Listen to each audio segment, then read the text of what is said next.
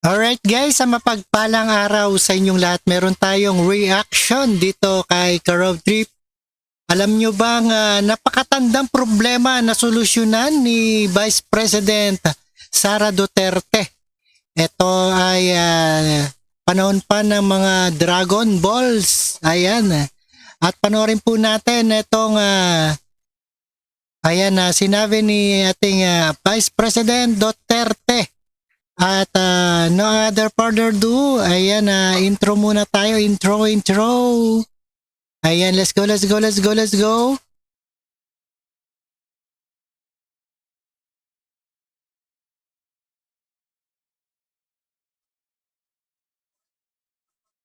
All the teachers and of course the non-teaching personnel of the Department of Education, we are truly happy that we were able to finalize the MOA for ultimate customer experience for our teaching and non-teaching personnel. Alam niyo po, kapag kami ay umiikot, noon pong July kami nagsimula umikot sa mga schools, natawag namin yon na mga school visits.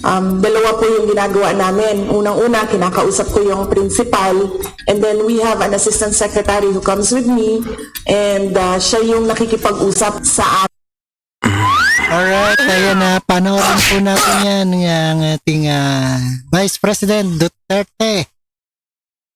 So, hinahayaan namin sila mag-ventilate, magsabi kung ano yung mga problema nila, ano yung mga pangangailangan nila, and what makes them happy as well, both negative and positive, yung ini-elicit namin sa kanila. And nakita namin doon sa tali ng mga paaralan na nabisita namin, nasa top 2 lagi ang GSIS complaint. Nadidislodge lang talaga ang GSIS complaint sa rank 1 kapag lumalabas yung usapan about performance-based bonus na I think it's 3 years or 2 years delayed ang PBB. Yun lang ang nakakaalis sa number 1 ranking ng GSIS complaint.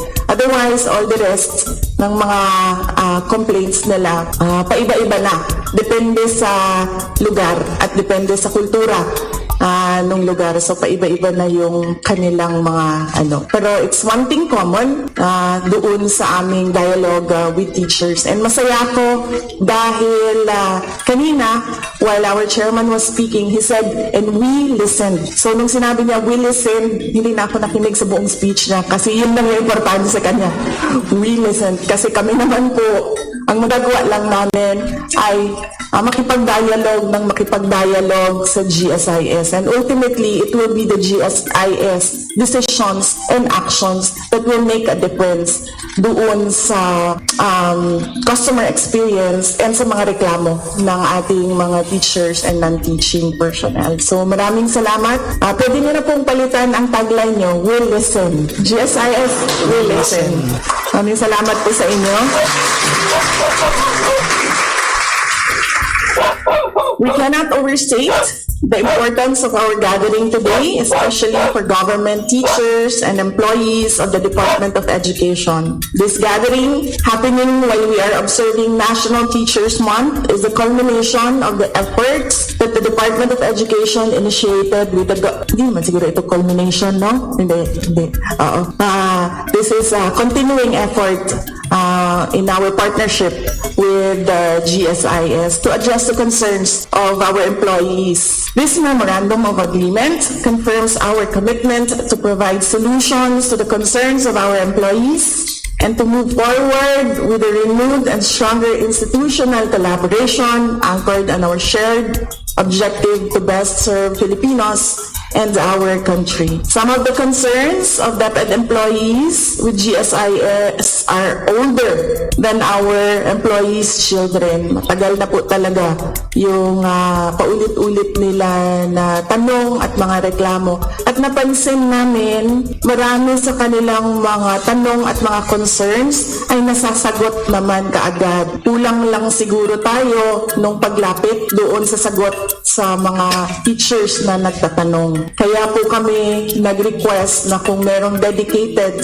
hotline kung saan nasasagot yung mga tanong nila sa pagtatawag lamang. And for many years, despite efforts to address these issues, they continue to be one of the top complaints of DepEd employees. Financial security, among many others, is a source of anxiety for our teachers and our employees. And today, we take steps to unburden our employees from emotional distress. Papasalamat po kami sa mahabang repayment period, and sa mababang interest. This is one of the matters that I acted with urgency immediately after taking the position of Secretary of DepEd last year. I raised this with GSIS President and General Manager Jose Arnulfo Wick Veloso in September 2022 during his oath taking. Masaya naman tayo sa kanyang ipinakitang kahandaan na pag-aaralan ang mga issue na ito. This Memorandum of Agreement highlights our mutual recognition of teachers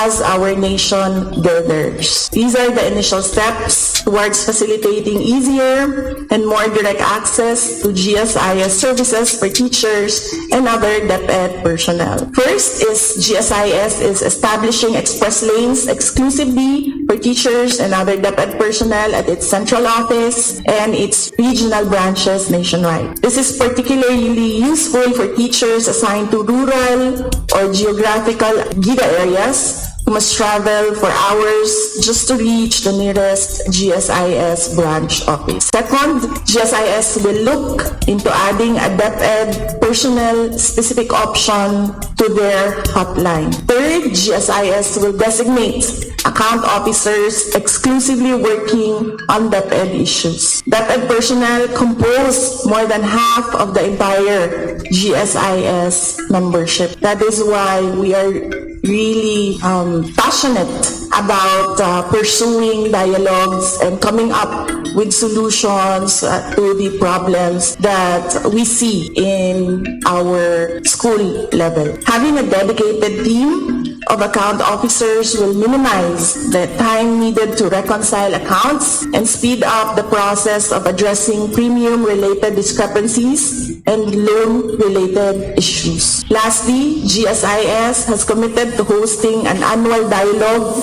Ito po, napakalaking tulong po ito kahit once a year lang between its branches and the counterpart DepEd regional offices and schools division offices to discuss and address GSIS service concerns. Alam niyo po, meron po kaming code ng mga teachers sa GSIS. Kapag kami po ay nagdi-discuss ng GSIS, and syempre lumalabas na yung mga hinanakit, ang tawag namin sa GSIS ay SISG para binaliktad namin yung GSIS, and then sabi ko sa kanila na mamaya na natin yan ibalik sa totoo niyang acronym kapag nasagot na nila kung ano yung mga kailangan natin ng mga solusyon. For DepEd, the promotion of welfare and the protection of our employees' rights are paramount. Let us continue working together to help reduce the financial challenges of our employees to our services and, of course, through the leadership